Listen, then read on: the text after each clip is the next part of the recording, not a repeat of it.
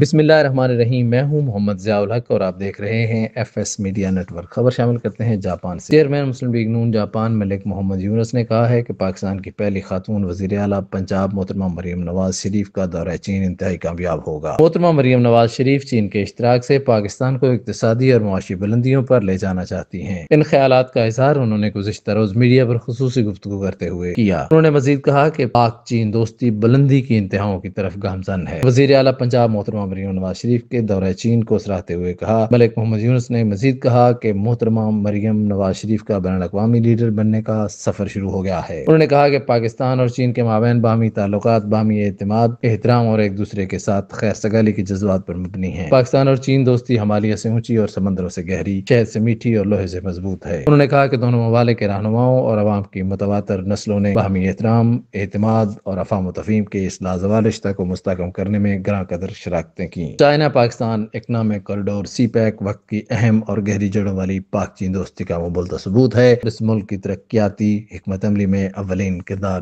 جاری رکھے گا۔ سبسکرائب کیجیے F S media network اور دیکھتے رہیے تازہ ترین تبصرے اور خبریں۔